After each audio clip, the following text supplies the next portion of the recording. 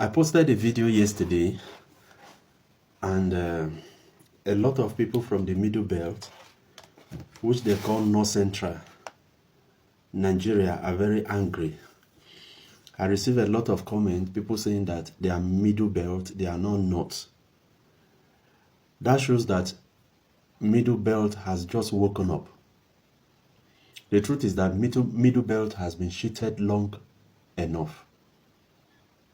When you look at Hello and what's up, guys? In this video, something serious is unfolding and many Nigerians are just noticing it. Voices from the Middle Belt are rising fast and the message is clear: we are not. After a recent video went out, comments from Middle Belt people flooded in.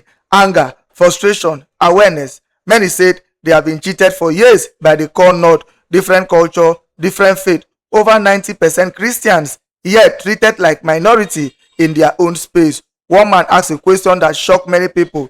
Since the creation of the FCT, how many ministers have come from the Middle Belt? Abuja sits in the Middle Belt, yet almost every FCT minister have been Fulani, except Wike and one during the military era. Not Benue, not Plateau, not Nasarawa, not even FCT itself. Why? Another Middle Belt voice said this generation will no longer stay silent. No more appointment, focus only on Kano, Katsina and Sokoto. Then a youth went further, using maps and cardinal point to argue that Benue, Kogi, Kwara and even Abuja are not North at all. He called it political deception. And here's the real tension: if Nigeria ever breaks or return to regions, will the Middle Belt finally walk away? Guys, I will let you watch this video for yourself so you can see exactly what I'm talking about. Also, don't forget to like, share and subscribe to this channel if you haven't already done so. Take a look, guys, and remember to share your thoughts after watching. I posted a video yesterday, and a lot of people from the Middle Belt, which they call North Central Nigeria, are very angry. I received a lot of comments, people saying that they are Middle Belt, they are not North. That shows that Middle Belt has just woken up.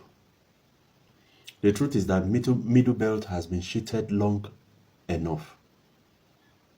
When you look at Middle Belt and the core North, the truth is that there shouldn't be anything that joins us together, because our culture is different from the North. And Middle Belt is 90% Christians. And because of our faith, because of our religion, we have been treated as minority, even though we are many in the North. And when I saw those comments, I discovered that deliverance has come, because deliverance, first of all, comes from awareness. When you know that this is my problem, your deliverance has finally come. One of the things I want us to look at is this. Since the inception of FCT, how many ministers are from the Middle Belt? All the ministers, majority of the ministers that we ever had in FCT is like the center of Middle Belt. But do you know that all the ministers we ever had in Nigeria, FCT ministers, they are all Fulanis? They are all Fulanis, apart from Wiki, who is from the South. And during the military era, we have Jeremiah Oseni. Apart from that, all the ministers we have been having, they are Fulanis. They are not even Hausas, they are Fulanis. Why is it that there is no good person that can be FCT minister from the Middle Belt? We have somebody like Senator Dino Melaye. We have some people like George Akume. We have a lot of people from Niger State, from Kwara State, from Plateau State, from Nasarawa State, from Benue State, from FCT itself. Why is it that there is nobody that is qualified to be FCT minister? Because the power that be in the North prefer to bring somebody recommended by Sultan of Sokoto or from the council of religious leaders in the North. So it's high time we wake up. I say that since a lot of people have this in their mind now, deliverance has come for Middle Belt. And I'm telling you, if Nigeria is going its separate way, or if there is going to be a regional government, Middle Belt is going to do well, is going to do better.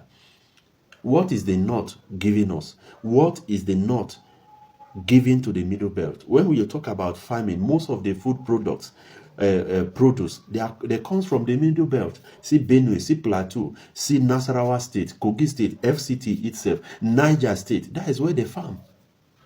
That is where they farm. So I'm really happy with the comment I saw. People saying we are Middle Belt or we are not North. We are Middle Belt or we are not North. The truth is that we are not North, and there is nothing that joins us with the North. That is the truth. What do you think? For Middle Belt to be free, yes, I mean Middle Belt in Nigeria, for them to be free, they need to start from emancipating themselves from northern slavery. For those of you that don't understand, Middle Belt need to start identifying themselves as Middle Belt, not Northerners. They need to understand that they are not from North, neither they are Northerners. When a Middle Belt called himself a Northerners, he doesn't know where he comes from. Because we Middle Belt, we are not Northerners. We are Middle Belt. And how can somebody easily lose your identity? It's when you don't know where you come from.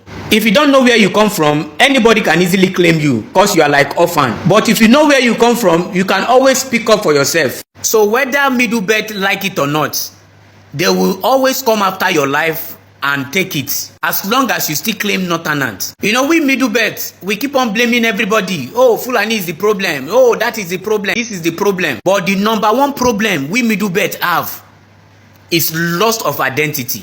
The moment you start seeing yourself as Middle Belt and not North, you will be free indeed. When you go to Middle Belt, majority of Middle Belter know how to speak Hausa more than their own language. If you ask majority of Middle Belt which language they sabi speak, they go tell you Hausa and their language. Even some of us sabi speak Hausa language more than our main language. And I keep telling my brothers and sisters, nobody care about you as long as you're in Nigeria. Everybody won't use anybody head. Northerners keep using your head for relevancy and population, while you that they use you as scapegoats. So the first solution to your problem is by emasturbating yourself from northern slavery.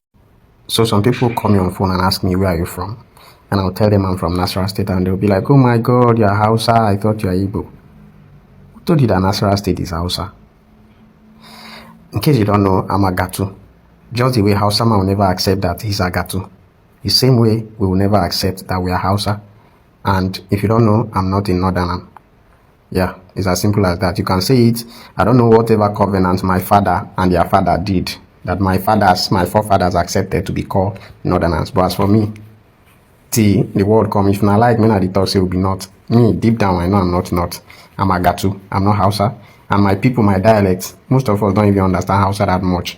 And if you go to most villages in Nasarawa State, they don't speak Hausa in villages. It's only within the town they speak Hausa because they want to transact things. And even within the town, they still speak their dialect.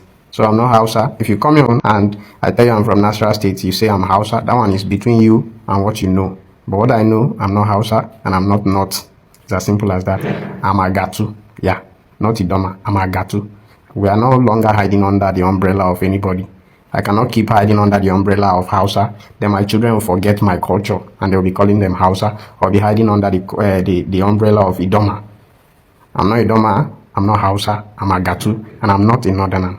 Simple. Period. So before you come here and ask me where are you from, I've already tell you where I'm from. I'm from Nasarawa State, and I'm a Gatu, not Hausa, not Kanuri, not Northerner. Simple. We are not happy that we're talking about Middle Belt. We will talk about the Middle Belt because we are not Arewa and we are not called North.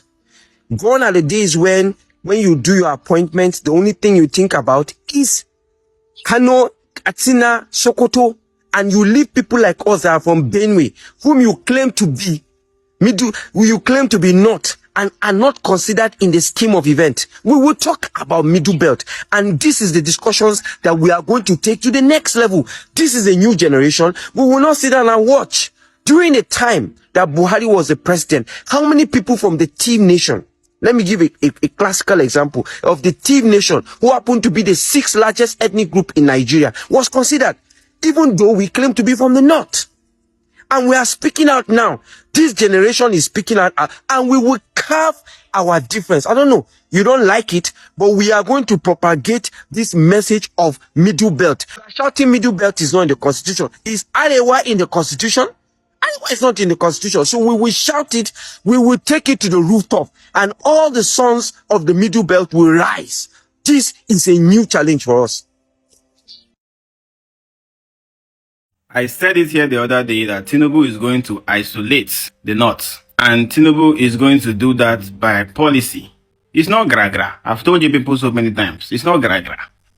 Now look at this news that has broken. That Middle Belt Elders Forum rejects joint Northern security framework with North. Cites terrorist sympathies among core Northern governors and groups. It's not by gra-gra, it's by policy. You see, this state and community policing is going to be farm for your farm. Please pick your alliances correctly. The people who don't want to even join alliances, you can also do this by yourself. It's state police. It's not supposed to be regional. But if you want to make it regional and all of you want to share the same security framework, you're welcome. Look at where the North is, but look at how far they come down to claim land and call it North. Are these people here not closer to the South than the North? How can a region in between South and North be claimed by one set of people? Because you buy guns for 13-year-old children, you think you are politically sound? You are going to learn politics by force, and the North is going to be isolated. If you are going to take your problem to the Middle Belt, when they create their security framework, they are going to be ready for you. Nobody is trying to oppress the North. We are just trying to save ourselves from this short change that we have been suffering all of these years. People thinking that they have monopoly to violence and then hide behind a constitution that is fraudulent to make havoc on people. All that is going to stop. When you carry your madness and cross to somebody's region, there are going to be people waiting there for you. That is the essence of all of this. So the elders have spoken. The governors better listen, because some of you governors don't have sense. Some of you are really dumb. The elders might say this, and the next thing you see that they are in the meeting with these people again. Don't join yourself with Arewa. Don't join them. We all know what they have been doing in this country for years. Anybody that still closes his eye to that fact and then goes and joins them, trying to talk about, oh, we don't want to be tribal, blah, blah, blah. This is the time to farm for your farm. Don't go and join them. Tinubu is doing something great in this country. If you carry your madness to somebody's region, people are going to be waiting there for you with their own AK-47. That is the essence of this. So that we internally solve these problems. There is no country where their military is busy fighting internal wars. These are police problems. We can solve this with police. These children are little children. The work of the military is to guard the borders of this country. Make sure that we don't have any other, people infiltrating our territories. By the end of the 8 years of Tinubu, probably we might build a wall around Nigeria to make sure we keep out the Islamic radical terrorists. These people are not human beings. You have to be ready for them. You have to match madness with madness. The Middle Belt Elders Forum have rejected the coalition of Northern security being proposed by the Northern governors. They said they don't want to be among the coalition because Northern governors have sympathy when it comes to terrorists. Say they are being sympathetic with these terrorists. And the Middle Belt don't want to associate themselves with this Arewa, that they want to form their own security outfits. Because President Tinubu told them that every region should form their own security outfits to combat terrorism. So these Northern governors have now come together and wants to drag the Middle Belt with them. That they are all North, that they should form a single security outfit. But the Middle Belt Elders Forum are rejecting it. They said they will not join. If go and form your own. Because if we join you people now, you will start being sympathetic with all these terrorists.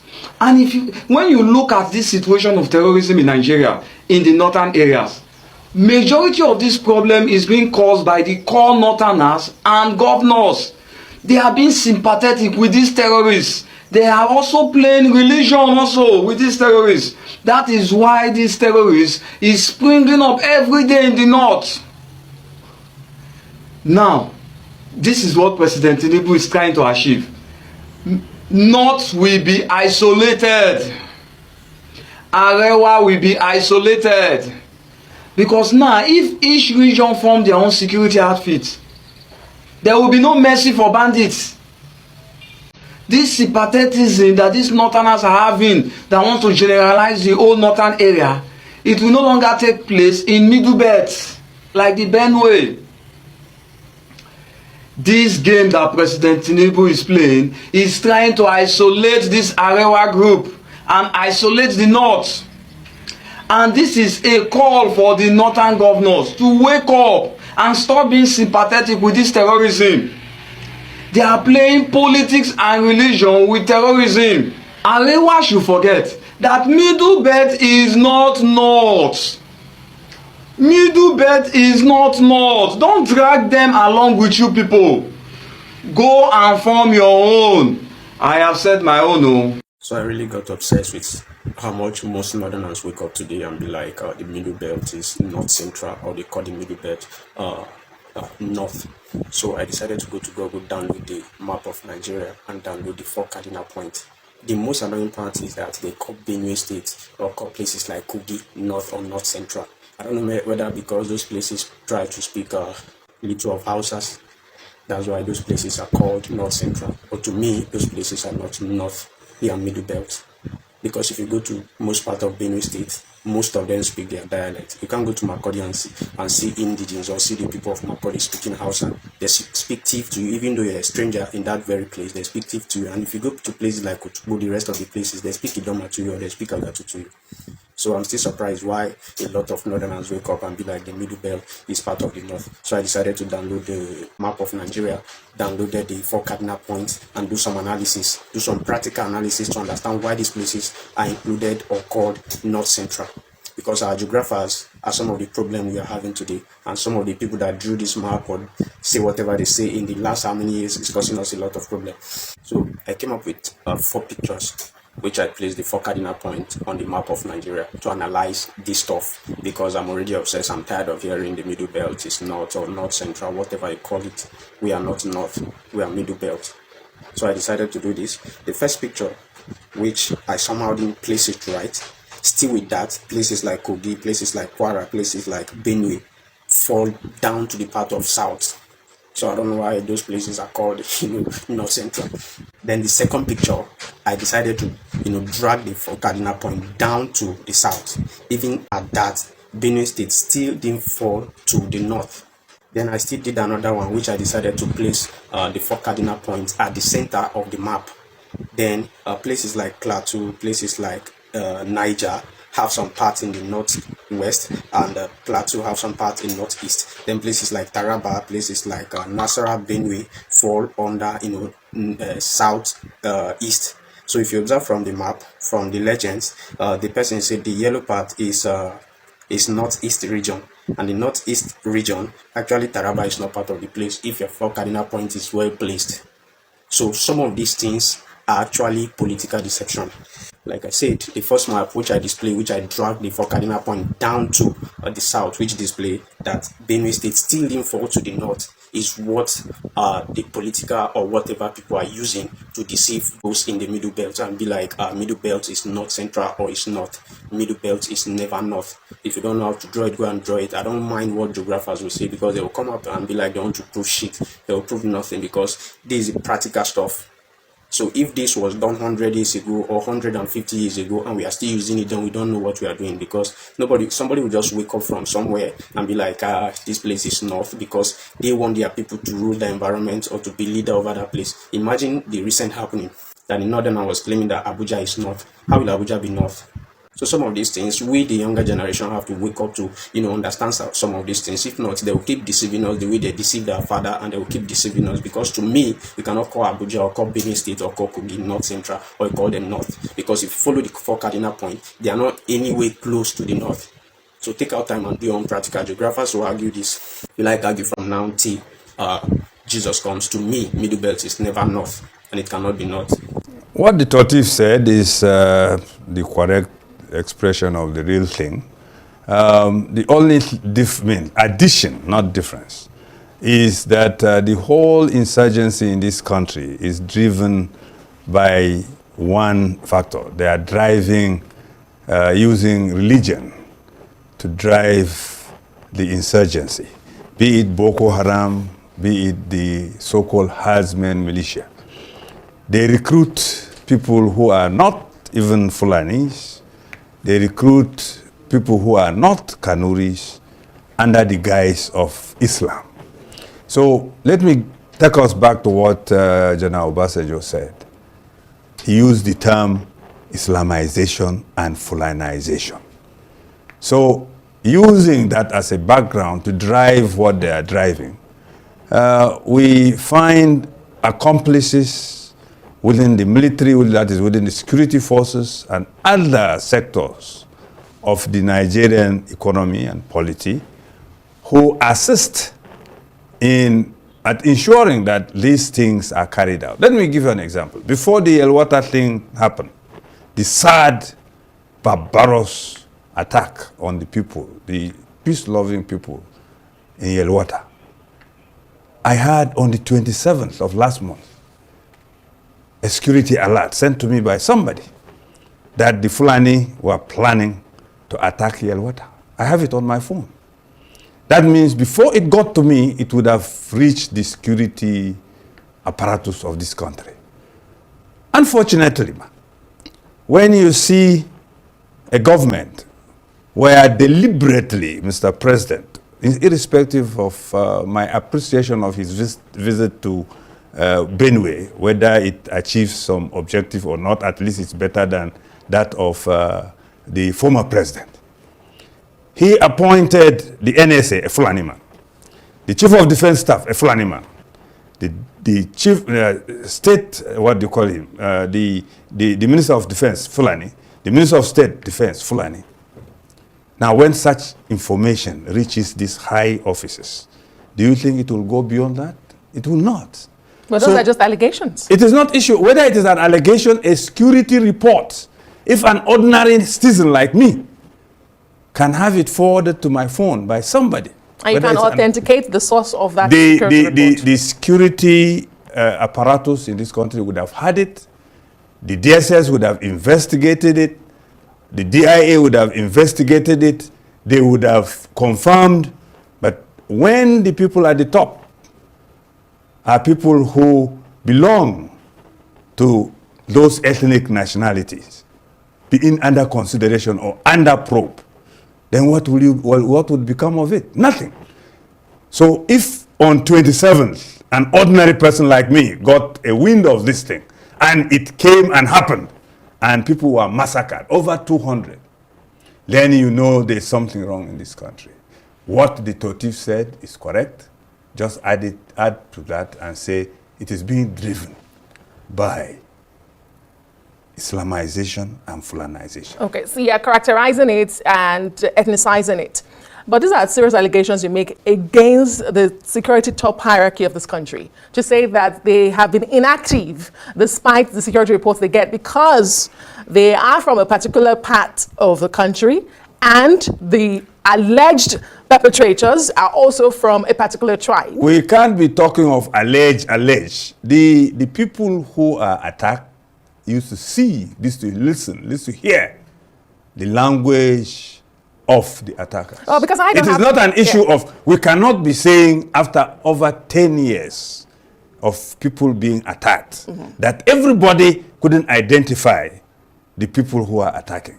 It's just like saying we are living in a fool's paradise. Or simply put, what former President Jonathan said, that you cannot wake up a person who is pretending to be sleeping. Great. So, but you also know that the current security chiefs have only just spent 2 years in office.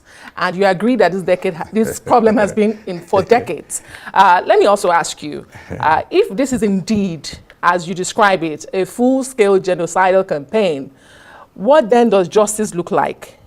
What concrete steps should be taken?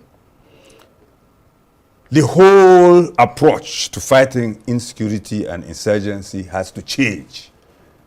Up to now, there are still areas left for these people who are limited in the resources they have to fight. Anybody telling you that the insurgents are better equipped than the military is just deceiving you.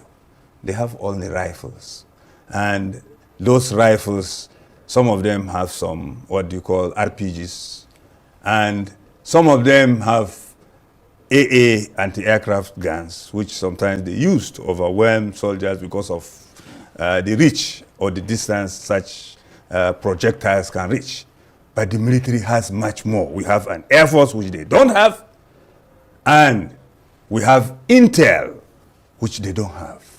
Yes, there could be moles within the security forces, but those moles cannot give them the kind of intel our security forces has or have. So, the methodology for fighting crime has to totally change. You can't just keep military forces in locations and then expect them to just be protecting people when they are attacked, rather than going after the attackers. There are so many camps in Nasarawa where Benue is attacked, where Plateau is attacked, where Southern Kaduna is attacked, and where Taraba. All majority of these camps are in Nasarawa state. The military know where they are, the security forces know where they are. Rather than waiting for these people to attack, they are supposed to go and clean them up. Up to today, as we are talking, we are here. This evening before I came here, Goza was under attack. Are you saying that the military, the security forces don't know where the attackers were before they came to attack Goza? As we are talking, Dambua to Biu has been left completely for Boko Haram. Are we saying the military don't know where the attackers are, where the Boko Haram is located? So the security forces have always known where the perpetrators of this evil stay. Lately, just a few days ago, there was a meeting between insurgents and some security forces, and the security forces accompanied them. It was videos and it was trending. So the issue in Nigeria is, I don't know if we have a system or a real government in place that has responsibility as defined by the Constitution. That is to say, governance is in place for security and welfare of the people. I don't think that applies in this country. But you do know that every trending video is not factual. I just have to I do know that. I do know strongly that many things are cooked up. Yes.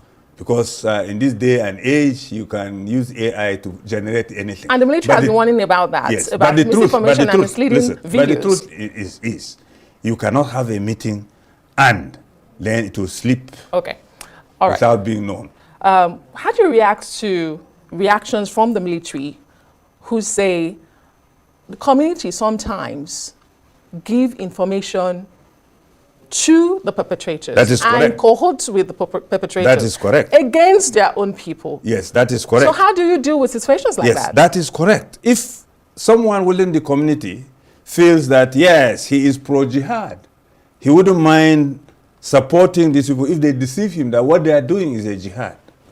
So it is true we have informants, we have collaborators in the communities. It is also true we have informants and collaborators within the security forces. Right. It is all true. But the fact remains that when you become a security officer, whether it is the police, the army, the navy, the air force, whatever, whether paramilitary, you swear an oath to keep to some tenets and regulations of that trade. Indeed, in all professions. And we've heard from multiple accounts, including most recently the governor of Borno State, who says that there are those who have infiltrated the Nigerian military. Saboteurs, he calls them. But let me ask you about President Bola Tinubu's recent visit and some of the remarks he made and measures. He says he's ready to invest in peace for Benue. He's ready to work with the state governor to convert tragedy to prosperity. He's also proposed a broad-based peace committee. Are you at all hopeful that this is a step closer to finding a solution and stopping the bloodbath? Till I see what happens. A president who knows all these years people are accusing the Fulani and pointing at the Fulani as being responsible for the dastardly acts in the Middle Belt, in the Northwest, and so many parts of the country, and yet appointed NSA, Fulani, Minister of Defense, Fulani, Minister of State Fulani till I see that action. I will just be hoping that yes, he may be different from the previous ones, but a president who did all this has to prove to me that there's something different. Are you going to be calling to be part of this peace committee? And all of these allegations you have brought forward today, are you going to be pushing it to the committee and Mr. President? We will make our suggestions, whether they are taken or not. In the papers yesterday, today, and it will be trending, along with our friends in the South, that's Pandev, Ahaneze Ndibo, and Afenifere, we have put our case across so that the government would see there are some things that have to be done as irreducible minimum